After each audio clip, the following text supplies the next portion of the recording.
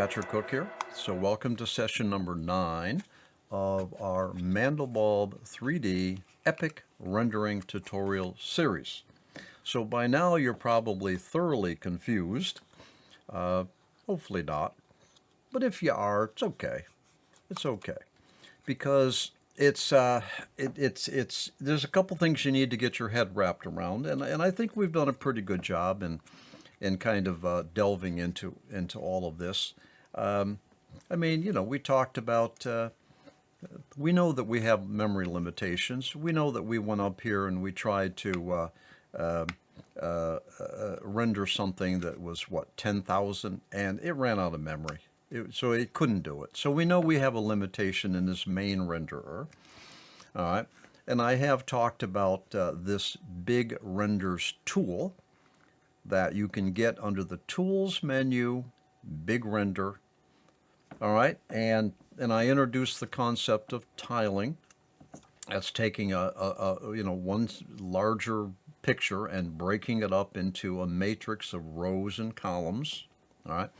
And then each of those tiles, those segments, those sections are rendered independently of one another, written out as a file. Those renders happen well within the memory limitation. All right. Then I talked about you need to be able to merge all that stuff back together again. And I mentioned that unfortunately, most, if not all, of the panoramic stitching or panoramic merging software will not work because these Mandelbulb tiles do not have any overlap between the tiles. They perfectly match, all right? They don't have overlap, and these software applications are looking for overlap. And even if you had overlap, then it tries to fix the parallax, which is just an inherent physics of trying to take a whole bunch of pictures from a single pivot point.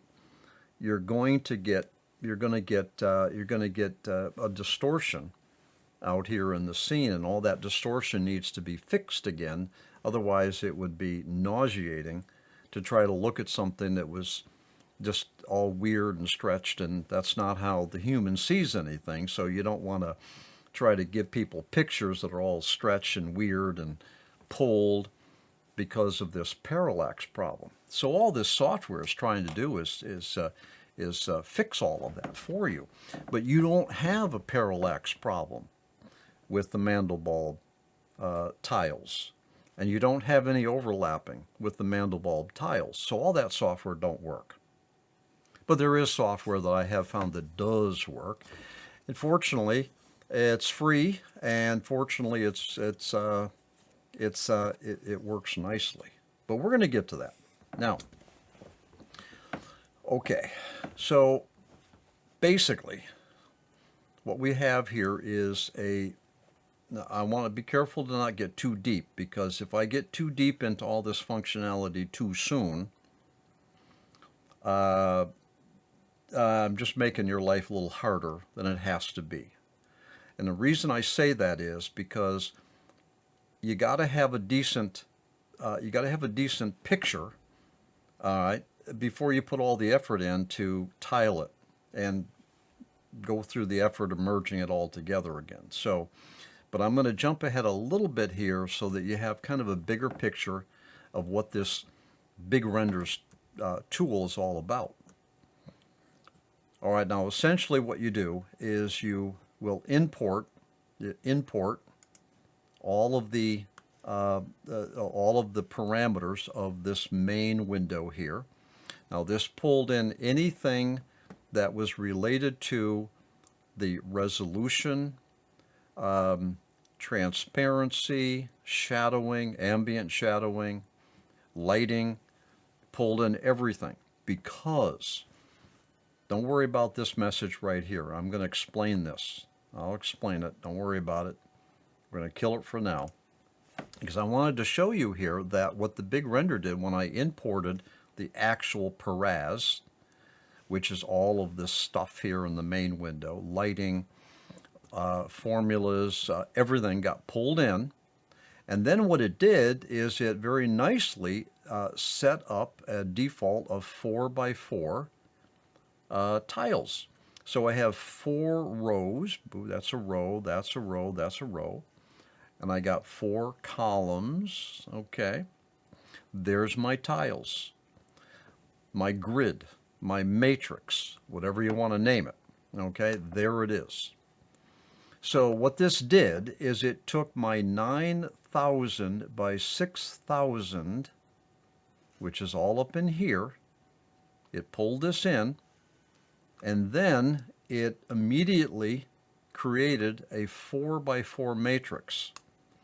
When this is punched, in other words, when I hit the render, it will run off and it will render this tile, write it to a file, then go render this tile, write it to a file, render this tile, render it to a file.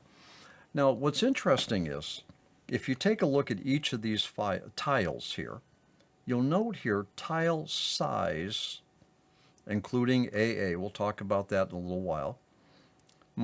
Each tile size is 2,250 pixels wide by 1,500 pixels high. That's well within my memory limitations of both the 32-bit Mandelbulb application and Windows allowing this application to access a certain amount of memory in order to render out that tile.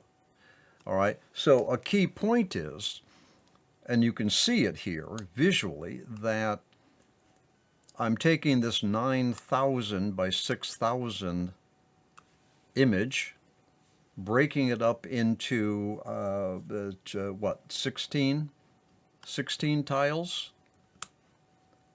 Each tile is well within the memory limitation.